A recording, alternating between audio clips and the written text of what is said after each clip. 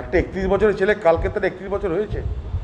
আমরা নতুন একটা প্রজন্মের এই রকম একটা সম্ভাবনাময় যুবককে দেখে আমি প্রশংসার ভাষা খুঁজে পাচ্ছি না, তাকে আমি প্রশংসিত করতে চাই। এবং এই 31 বছরের একটা যুবককে হারানোর জন্য গোটা দিল্লির মসনদ, ভারতবর্ষের প্রধানমন্ত্রী ময়দানে, সেখানটাই কোটি কোটি টাকা, কত শো কোটি টাকা খরচে তার কোনো হিসাব নেই। তার সঙ্গে চালাকি করা হয়েছে ওয়াইসির মতন একটা সংগঠনকে ময়দানে নামিয়ে, টাকা পয়সা দিয়ে ওয়াইসিকে ময়দানে নামানো হলো মুসলমান ভোট কাটার জন্য। বিজেপি মুসলমান ভোট কেটে নিজের রাজনৈতিক ভবিষ্যৎ উজ্জ্বল করলো, আর ওয়াইসির মতন মুসলমান নেতারা বিজেপির কাছে পয়সা খেয়ে ভোট কাটুয়া চরিত্র নিয়ে ভোট কাটুয়া হয়ে মুসলিম ভোটকে আরজেডি কংগ্রেসের মহাগঠবন্ধন থেকে দূর করে ভাঙিয়ে নিয়ে তারা আখেরে বিজেপি লাভ করল। তাই ভোট কাটুয়াদের সম্পর্কে সাবধান হওয়া দরকার। ভোট কাটুয়ারা বিজেপি ব্যবহার করেছে বিহারে খুব সুন্দরভাবে। এর আগে ভোট কাটুয়া ওয়াইসিকে ব্যবহার করেছিল মহারাষ্ট্রে। কখনো দেখবেন না ভোট কাটুয়া ওয়াইসি তার নিজের রাজ্যে তেলেঙ্গানায় লড়ে। তাহলে কি তার নিজের রাজ্যে তেলেঙ্গানায় সংগঠন বাড়ানোর কোনো ইচ্ছা নাই? তার কি সংগঠন বাড়ানোর ইচ্ছা বিহারে, উত্তরপ্রদেশে?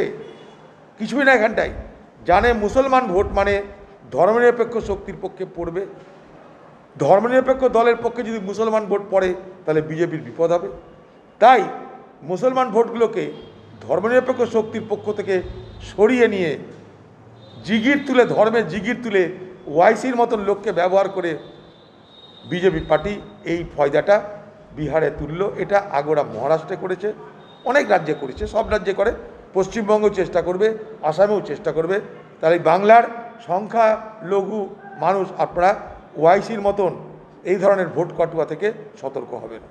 বিহারে যখন ভোট শুরু হয়েছিল তখন মহাগঠবন্ধনকে কেউ কোথাও গুনতিতে রাখেনি। সবাই জানে বিজেপি জেডিইউ কেক ওয়াক করে নির্বাচনে জিতবে, অর্থাৎ নির্বাচনে জেতাটা বিজেপি জেডিইউর কাছে ছিল কেক ওয়াকে। তারা বলেই দিয়েছিল 2/3 মেজরিটিতে জিতছে। যেখানে ভারতবর্ষের সরকারের প্রত্যেকটা মন্ত্রী, প্রায় প্রত্যেকটা মন্ত্রীকে আসতে হয়েছে, ছোট বড় মেজ, সর্বোপরি ভারতবর্ষের প্রধানমন্ত্রীকে 11-12 বার আসতে হয়েছে। একটা 31 বছরের ছেলের নেতৃত্বে বিহারে ভোট, সেখানে ভারতবর্ষের প্রধানমন্ত্রীকে ছুটে আসতে হচ্ছে দিল্লির মস্তদ ছেড়ে তাকে হারানোর জন্য। 2/3 জিতবে ভেবেছিল, তাদের দাবি ছিল 2/3 আসনে তারা জিতবে বিজেপি জেডিইউ। আমরা কি দেখলাম? টক্কর হলো শেয়ানায়। বিজেপি পাসওয়ানের দলকে ব্যবহার করলো জেডিইউকে দমানোর জন্য, এই বিজেপি ওয়াইসির দলকে ব্যবহার করলো মুসলমান ভোট কাটার জন্য। যদি ওয়াইসিকে বিজেপি ব্যবহার করতে না পারত, মুসলিম ভোট যদি কাটা না পড়তো, তাহলে জেডিইউকে হারানোর ক্ষেত্রে আরজেডি এবং কংগ্রেসের মহাগঠবন্ধনের অনেক সুবিধা হতো। যাই হোক, বিজেপি ছলে বলে কৌশলে হয়তো তারা মেজরিটি পেয়েছে, কিন্তু আমি বলে গেলাম যে এটা বিজেপির জন্য আরও বড় বিপদ হলো।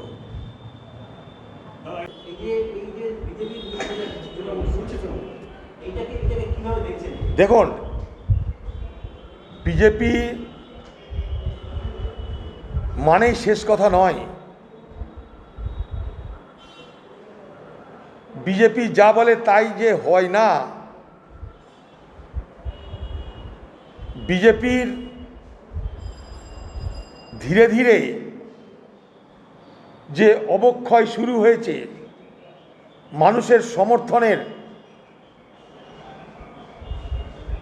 যে পাল্লা বিজেপি নিজের বলে দাবি করত, সেখান থেকে সমর্থন হারাতে চলেছে। 2014 সালে নরেন্দ্র মোদীর বিরুদ্ধে কোনো কোশ্চেন উঠত না, কোনো প্রশ্ন উঠত না। আজ কিন্তু নরেন্দ্র মোদীর বিরুদ্ধে প্রশ্ন উঠছে, তার ব্যর্থতা নিয়ে আলোচনা হচ্ছে, তার প্রতিফলন তো ঘটছে। তাই বিজেপির ক্ষমতা হলো না যে নীতিশ কুমারকে বাদ রেখে একক লড়াই করার, অথচ নীতিশ কুমার হারুক, নীতিশ কুমারের আসন কমুক, তার জন্য বিজেপি কোনো চেষ্টা ত্রুটি করেনি। সেই চেষ্টার অঙ্গ হিসাবে পাসওয়ান, চিরাগ পাসওয়ানকে ব্যবহার করা হলো, এলজেপি পার্টিকে ব্যবহার করা হলো।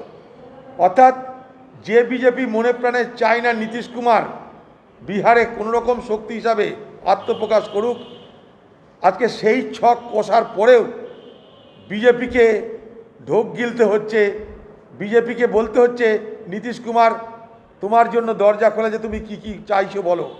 কখনো শোনা যাচ্ছে বিজেপি নীতিশ কুমারকে ভাইস প্রেসিডেন্ট বানাতে চাইছে ভারতবর্ষের, এবং জেডিইউ পার্টিকে বিজেপির মধ্যে মার্জ করাতে চাইছে। কখনো বলছে নীতিশ কুমার তুমি কেন্দ্রীয় মন্ত্রী হয়ে যাও, মুখ্যমন্ত্রী পদটা ছেড়ে দাও। এগুলো সব পরিকল্পনা করে পাসওয়ানকে ব্যবহার করেছিল, এলজেপি পার্টিকে ব্যবহার করেছিল বিজেপি। এটা গেল একদিক। আরেক দিকে ওআইসির মতন ভোট কাটুয়াকে মুসলিম ভোট কাটানোর জন্য কোটি কোটি টাকা দিয়ে ব্যবহার করেছে, যাতে ধর্মনিরপেক্ষ শক্তি দুর্বল হয়। এই দুই যে রাজনৈতিক কৌশল নিয়েছিল, নির্বাচনী কৌশল নিয়েছিল, তার কারণে হয়তো বিজেপি টিকে যাচ্ছে বলে মনে হচ্ছে বিজেপি জেডিইউ, কিন্তু নৈতিক তাদের পরাজয় তো হয়েছে। কারণ এখানে লালু প্রসাদ নেই ময়দানে, লালু প্রসাদ যাদব নেই। একটা 31 বছরের যুবকের নেতৃত্বে, আর তার সঙ্গে মহাগঠবন্ধনে কংগ্রেস, বাম দল সবাই মিলে বিজেপির বিরুদ্ধে দাঁড়ালে যে বিজেপিকে পরাভূত করা যায়, বিজেপি যে শেষ কথা বলবে না, যদি ধর্মনিরপেক্ষ দলগুলো এক জায়গায় আসে, তাহলে বিজেপির যে বিপদ আসন্ন, এই নির্বাচন তার সব থেকে বড় জ্বলন্ত উদাহরণ। ভারতবর্ষে গত লোকসভা নির্বাচনেও যে বিজেপি এত বড় বড় কথা বলে, তারা কিন্তু ভোট পেয়েছিল মাত্র 39%। অতএব ধর্মনিরপেক্ষ শক্তি জোটবদ্ধ হলে বিজেপির পতন অবশ্যম্ভাবী। বিহারের নির্বাচনে সবথেকে বড় এটাই আমাদের কাছে উদাহরণ হিসাবে হাজির হলো, যে ধর্মনিরপেক্ষ শক্তি যত বেশি এক হবে, সাম্প্রদায়িক শক্তির পরাজয় তত নিশ্চিত হবে। কোনো ফারাক দেখি না আমরা।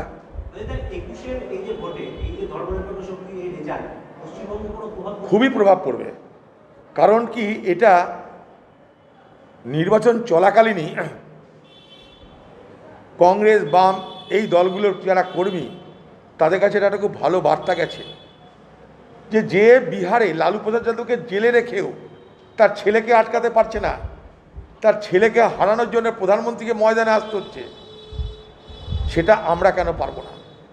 এ বাংলায় তার অবশ্যই এটা খুব পজিটিভ ইম্প্যাক্ট হবে, তার একটা খুব ভালো প্রভাব পড়বে এবং পড়ছে, আগামী দিনে আরও পড়বে। তা আমি কি তৃণমূলের কাছে হাত মিলাতে যাবো এখন? আমাদের ঠেকা পড়েছে কি? একটা মমতা ব্যানার্জিকে জিজ্ঞেস করুন না প্রশ্নটা গিয়ে। এই প্রশ্নটা আমাদেরকে না করে মমতা ব্যানার্জিকে জিজ্ঞেস করুন, যে মমতা ব্যানার্জি কি সত্যি তৃণমূলকে, বিজেপিকে আটকাতে চাইছে? বিজেপি আর মমতা বাংলাকে ভাগ করে বেটে খেতে চাইছে।